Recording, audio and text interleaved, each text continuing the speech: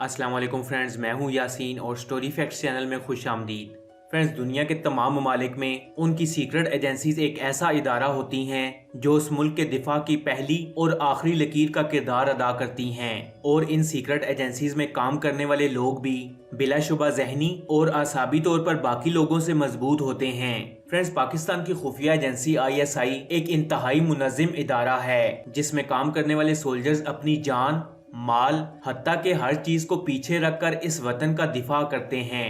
आपने अक्सर ISI के गुमनाम हीरोज की कहानियां सुनी होंगी, जैसे कैप्टन अब्दुल कदीर खान, जिन्होंने अपनी जान पर खेलकर कुलभूषण यादव को गिरफ्तार किया, और इन जैसे कई ISI के जांबाज जो दुश्मन को पकड़ने के लिए फकीर, कूड़ा चुनने वाले और सड़कों पर कबाब बेचने वाले बने। फ्रेंड्स, स्टोरी फैक्ट्स चैनल के कमेंट सेक्शन में अक्सर एक सवाल पूछा जाता है कि ISI को ज्वाइन कैसे किया जाए, और पाकिस्तान की 80% यंग जनरेशन ISI को ज्वाइन करना चाहती है। तो इस वीडियो में हम ISI के सिलेक्शन क्राइटेरिया और सिलेक्शन प्रोसीजर के बारे में बात करेंगे। तो वीडियो स्टार्ट करने से पहले स्टोरी फैक्ट्स चैनल को सब्सक्राइब कर लें और साथ में लगे बेल आइकन को भी प्रेस करें ताकि मजीद आने वाली ऐसी इंफॉर्मेटिव वीडियोस का नोटिफिकेशन आपको मिल सके। फ्रेंड्स, पाकिस्तान की इंटेलिजेंस एजेंसी ISI में भर्ती होने के दो तरीके हैं, जिनमें से एक तरीका तो ये है कि ISI पाकिस्तान की फोर्सेस से सोल्जर्स को सिलेक्ट करती है, यानी ISI पाकिस्तान आर्मी, एयरफोर्स और नेवी से सोल्जर्स को सिलेक्ट करके इनको ट्रेन करती है। जबकि दूसरा तरीका इनडायरेक्ट है, यानी ISI पाकिस्तान की फोर्सेस के अलावा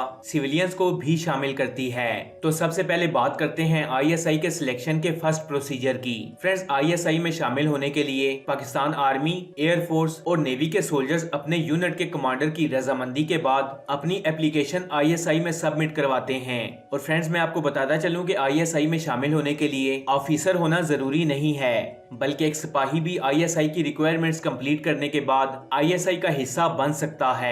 पहले मरहले में इस सोल्जर का इब्तदाई टेस्ट लिया जाता है ताकि ये देखा जा सके कि ये दिमागी और एसाबी तौर पर कितना मजबूत है। इसके बाद इसे इंटेलिजेंस के ट्रेनिंग सेंटर भेज दिया जाता है, जहां ये अपनी ट्रेनिंग मुकम्मल करता है। लेकिन आप ये बात ज़ेरे गौर रखें कि ये ट्रेनिंग करने का हरगिज ये मतलब नहीं कि ये ट्रेनिंग खत्म होने पर इस सोल्जर की सिलेक्शन ISI में हो गई। ट्रेनिंग मुकम्मल करने के बाद इस सोल्जर को वापस इसकी यूनिट में भेज दिया जाता है और इसी दौरान MI इस सोल्जर की मुकम्मल छानबीन कर लेती है। इसके घर, गली, मोहल्ले, हत्ता के इसके पैदा होने के वक्त की मुकम्मल तफसील भी ISI के पास मौजूद होती है। इसके बाद जब भी ISI की वैकेंसीज आती हैं तो इस यूनिट का CEO इंटेलिजेंस का टेस्ट पास करने वाले सोल्जर्स की कारकर्दगी को मद्देनजर रखते हुए इन सोल्जर्स का नाम रिकमेंड करता है, और इसी तरह ये सोल्जर ISI की आर्जी मुलाजमत इख्तियार कर लेता है। याद रहे कि इस सोल्जर की परमानेंट सिलेक्शन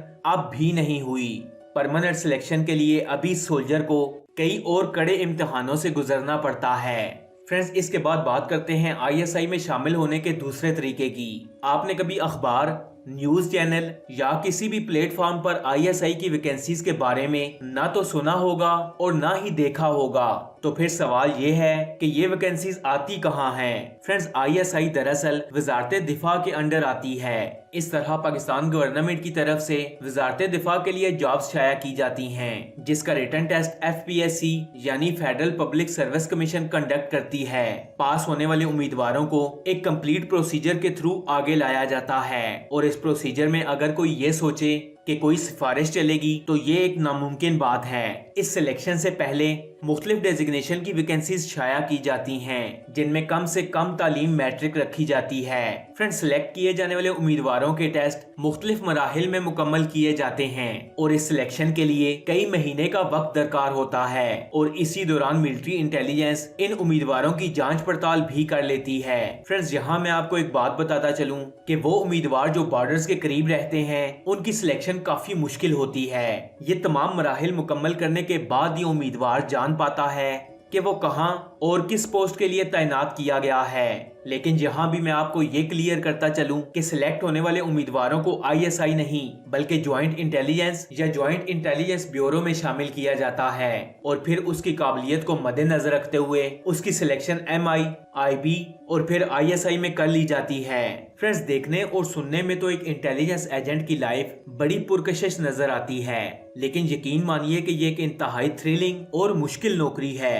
तपती सड़क पर अपने मुल्क के दिफा के लिए नंगे पांव फिरता हुआ ये फकीर किस तरह अपना मिशन मुकम्मल करता है, इसका अंदाजा एसी में बैठा हुआ कोई शख्स कभी नहीं लगा सकता। या इंतहाई सर्दी के आलम में बारिश में भीगता हुआ फुटपाथ पर सोया हुआ ये शख्स अपनी जान को हथेली पर लिए किस तरह अपना मिशन मुकम्मल करता है, इसका अंदाजा गर्म बिस्तर में लेटा हुआ कोई शख्स किसी सूरत नहीं लगा सकता।